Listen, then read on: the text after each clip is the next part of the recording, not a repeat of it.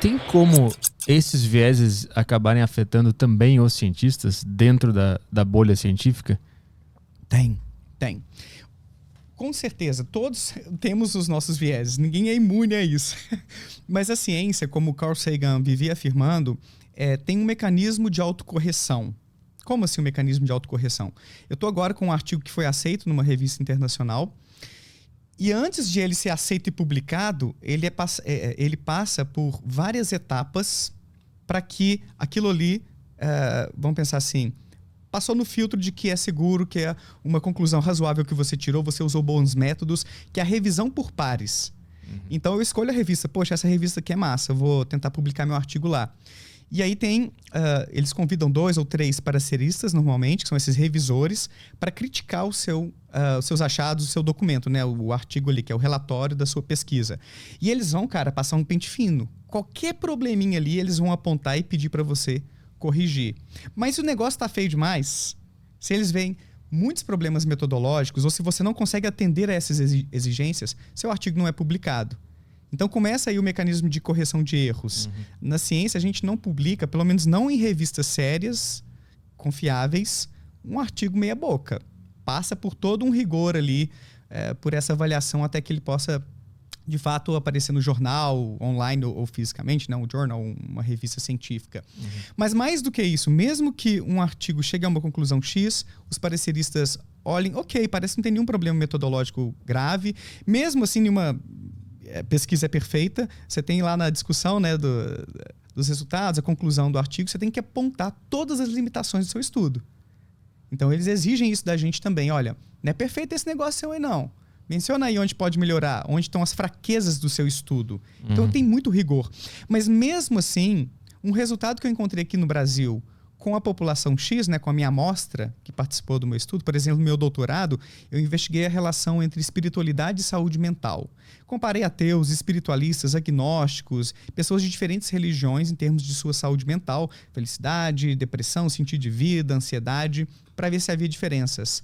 Mas o que garante que esses meus achados daqui do Brasil, eles vão ser replicáveis, reproduzíveis em outros países? Porque a gente sabe que a religião é um fenômeno cultural.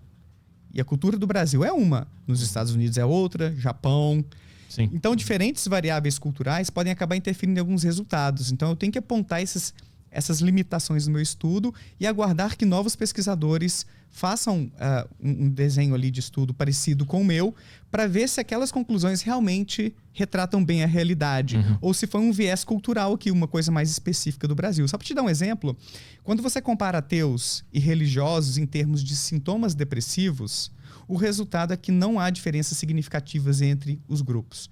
Então, aquela ideia de que depressão é falta de Deus é um mito mesmo. É uma lenda urbana. Tá? Um preconceito que seja também contra os ateus, né? Como pode viver sem acreditar em Deus e tal? E, curiosamente, foram quase 20 estudos que eu encontrei na literatura internacional a respeito desse tema. Curiosamente, eu encontrei 2 exceções de resultados. E essas exceções contam, entre aspas, né, uma vantagem para os ateus, que foram em 2 países do Oriente. As pessoas que eram ateias apresentavam menos sintomas depressivos do que as pessoas religiosas. Então, é um exemplo de um viés cultural provável aí. Porque em alguns desses países, a religião não é a norma social que a gente fala. Não é um traço cultural forte que teria ali, sinalizaria para as pessoas que, eu sei o que esperar do Petri, porque ele é da religião X ou Y, posso confiar nele. Eu respeito ele porque ele é religioso, ele é da minha comunidade. Em países onde a religião é a norma social, igual aqui no Brasil, né, principalmente com o cristianismo, a relação entre religiosidade e saúde mental costuma ser mais significativa. Em países onde isso não é muito forte, pode não ter efeito nenhum e, em alguns casos, pode até ser o contrário. Pessoas religiosas terem pior saúde mental. Mas, de forma geral, quando a gente pensa no saldo, a religiosidade, o envolvimento religioso, tende a ser um pouquinho mais benéfico do que maléfico. Então, o saldo costuma ser um pouquinho mais positivo. Como assim? No sentido de que, quando a gente vê os estudos correlacionais, aí eu já não vou falar mais de comparar o ateu com o religioso. Eu quero ver o quanto você se envolve com a sua religião. Por exemplo, a minha família é católica e é uma família moderada do ponto de vista do envolvimento religioso. Eles não são fervorosos, assim. Mas existem famílias católicas com um envolvimento religioso muito mais forte, que vão à missa regularmente, que leem a Bíblia, que participam de novenas, dos eventos da igreja. Então com uma vida mais recheada de religiosidade. Os estudos correlacionais, que são esses que eu quero ver, quanto mais uma pessoa se envolve com a religião, será que melhora a saúde mental dela? Apontam que o envolvimento costuma ser mais benéfico do que maléfico, nesse sentido de... Então, um resultado consistente. Pessoas mais envolvidas com a religião tendem a ter um pouco mais de felicidade, um pouco mais de sentido de vida. Sacou? Mas é um pouco mais, tá? Eu gosto de colocar esse um pouco mais, porque quando a mídia retrata esses resultados, há uma distorçãozinha ali, né? Do tipo, né? Lá na manchete, assim... cientistas encontram que ter fé em Deus é bom contra a depressão, sabe aquela coisa bem assim? Mas quando você vai ver o tamanho do efeito que a gente fala, que é qual é a força dessa relação? É uma força forte, fraquinha, moderada? Aí eu uso o seguinte exemplo para ilustrar isso, né? Para quem é leigo, sobre força de relação. Imagina que você está querendo levantar fundos para fazer, sei lá, um curso de cinema nos Estados Unidos com uma equipe foda, assim, né? Que é referência. E aí você vai, então, fazer uma vaquinha, a galera vai te ajudar. Você consegue, vamos supor que é 100 mil reais o curso, pra você ficar lá, tipo, 2 meses. Você consegue 85 mil reais da sua família. O pessoal, poxa, não, vamos ajudar pro cara chegar lá e tal. Mais uns 10 mil reais da galera, sei lá, da faculdade, 95 mil. Mais uns 4 mil dos vizinhos ali que ajudaram. E 1% disso aí, né? R$1.000, então, você consegue com os seus pares da igreja. Então, o que eu quero dizer com isso? Existem magnitudes ou forças diferentes de contribuição em cada uma dessas áreas da vida da pessoa, né? Família, amigos e tal. Esse 1% que veio da igreja, nessa ilustração minha, é o 1% da força da relação quando a gente pensa em envolvimento religioso e sintomas depressivos. Então, pessoas mais envolvidas com a religião tendem a ser um pouquinho menos depressivas. Esse um pouquinho é quanto? 1%. É como se a fé, a religiosidade contribuísse, mas é muito pouquinho. 99% do tanto que eu sou mais ou menos depressivo vem de outros fatores. Qualidade do sono, minha alimentação, qualidade das relações interpessoais e assim por diante, até genética. Mas essa relação com a religião não seria uma relação com uma comunidade? Que a gente sabe que é importante estar inserido em comunidades e, na verdade, é isso que está ajudando e não a religião em si? Opa, aí você chegou na outra etapa do que a gente investiga mesmo, que são os mecanismos de ação, os mecanismos causais por trás disso. Será que é a fé? É a intervenção divina? O que está acontecendo ali? E boa parte da explicação disso é justamente o envolvimento social. A religião é uma instituição poderosíssima no que se refere a proporcionar para as pessoas contatos, um consolo no momento de dor. Você tem ali seus pares, você tem um pastor, você tem um padre para te ajudar.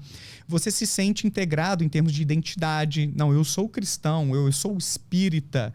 Você tem até mesmo um lance da psicologia que é a ativação comportamental, que é contra a depressão. Eu não estou aqui deixando assim, ó, faça isso, né, e não faça, né? A gente tem que fazer uma avaliação direitinha, a psicoterapia bonitinho, tá? Mas uma das principais intervenções contra a depressão é a ativação comportamental.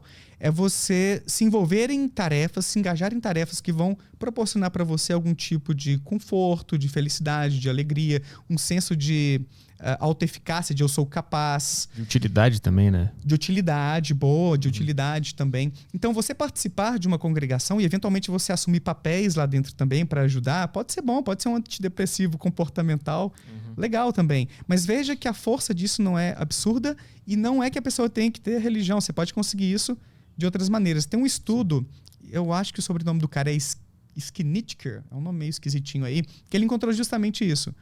Ele viu que o envolvimento religioso se correlacionava com um pouquinho menos de sintomas depressivos, mas ele checou numa segunda análise que bastava você estar integrado socialmente em qualquer tipo de grupo para você ter aquele mesmo resultado. Você pode participar de um grupo de motociclistas, por exemplo, saca? Eu mesmo que sou ateu, eu tenho, sei lá, eu participo de uns 7 grupos de ateísmo, e a gente troca figurinhas. Eu tenho um grupo de youtubers, grupo de divulgadores científicos, então eu me sinto muito integrado socialmente com a galera da ciência, com a galera do ateísmo, do ceticismo. Então isso pode ter um efeito análogo àquele que a religião proporciona. Mas a religião, ela tem um plus aí, quando a gente pensa em sentido de vida, que é um mérito um pouco maior. Como assim? E foi um dos focos também da minha pesquisa de doutorado. O que é sentido de vida?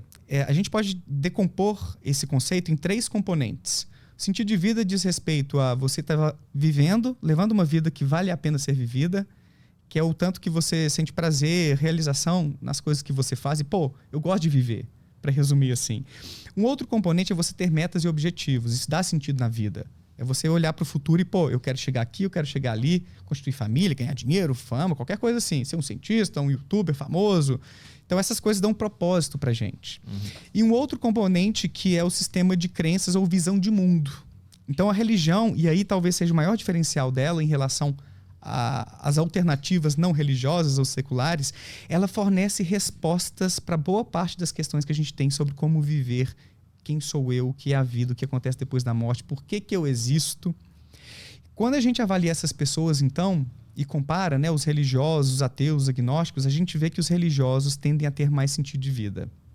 Então, uma das hipóteses, um dos possíveis mecanismos que a gente especula é que a religião seja mais poderosa do que as alternativas, até mesmo mais poderosa do que a ciência, do ponto de vista psicológico, Sim. de dar respostas confortáveis pra gente, respostas que acalentam um pouquinho as nossas crises existenciais, as minhas angústias, as minhas dúvidas sobre quem sou eu, como eu devo viver. Então a religião, ela tem esse poder que a gente tem que reconhecer mesmo, de ajudar a pessoa a se situar no mundo. Quem eu sou, como eu devo viver, o que vai acontecer, para que eu tô aqui e assim por diante. Agora é importante ressaltar, eu gosto sempre de trazer, não um contraponto, Petri, mas uma visão assim mais fiel desses dados, né? Para a pessoa também não pensar, então quem não é religioso vai viver com angústia existencial, sofrendo pra caramba e tal. Não é exatamente assim. Num estudo que foi feito na Alemanha pela Skinnell, em 2012, depois ela fez um estudo em 2016, ela encontrou o seguinte: de fato a religiosidade ajuda na construção do sentido de vida. Mas isso não significa que a diferença entre ateus e religiosos seja gigante, e não significa também que os ateus sejam mais propensos a vivenciar essas crises existenciais. Porque aí é um conceito um pouquinho diferente. Aí eu gosto de usar uma analogia do carro com combustível para falar disso aí. Imagina que quando a gente pensa em sentido de vida, eu estou dizendo do quão cheio o meu combustível está ali no tanque do meu carro. E o religioso tem mais combustível do que o ateu, em média. Estou falando de médias aqui, tá? Vai ter religioso que está na fossa e ateu que está lá em cima, super realizado. Mas eu estou falando de médias. Médias estatísticas no que se refere a populações, a amostras, né, populacionais que a gente investiga. O religioso, então, tem um tanque um pouquinho mais cheio. Mas se o tanque comportasse 100 litros de gasolina, por exemplo, é como se o religioso tivesse ali 75 e o ateu 65 litros. Não é que o tanque do ateu está lá embaixo. O que seria reserva, né? Aquela urgência ali, aí seria uma crise existencial. Nossa, a gasolina está acabando. Onde eu acho gasolina, eu entro em crise, em desespero. Então, o ateu médio, ele não está passando por essa crise existencial. A frequência de crises existenciais entre ateus e religiosos é parecida. Embora o religioso tenha um tanque um pouquinho mais cheio. Mas o tanque do ateu não está tão vazio a ponto de ele entrar na reserva e ter uma crise existencial. Agora, um alerta, né, para os meus colegas ateus que estão assistindo aí. Uma das coisas que mais diferenciam o ateu do religioso é que o ateu parece ter menos fontes de engajamento de sentido de vida. O que é fonte de engajamento? A gente constrói nosso sentido de vida engajando em tarefas ou em atividades sociais, de hobby, financeiras, né? Trabalho, contato com a natureza, cuidado da saúde, amor. Então, isso tudo injeta em nós um sentido, um propósito, um senso de realização, de eu gosto de viver, eu tenho coisas que justificam a minha estada aqui neste pálido ponto azul, né, no universo. Mas o ateu parece ter um pouco menos de fontes de engajamento. É como se ele se conectasse menos com as possibilidades do mundo, assim. Pelo menos tem um subgrupo de ateus que está mais vulnerável a isso. Esse subgrupo de ateus é mais vulnerável a vivenciar essas crises de existência, crises existenciais, né? E o religioso parece ter um repertório mais amplo disso. Então, se for para deixar uma dica, assim, poderia ser essa. Busque se conectar com diferentes áreas da vida, com diferentes setores, para você se realizar mais, para você encontrar mais propósitos, mais prazer na vida, para preencher esse tanque de combustível existencial aí. E talvez a religião e a espiritualidade sejam fontes muito poderosas aí para preencher esse tanque.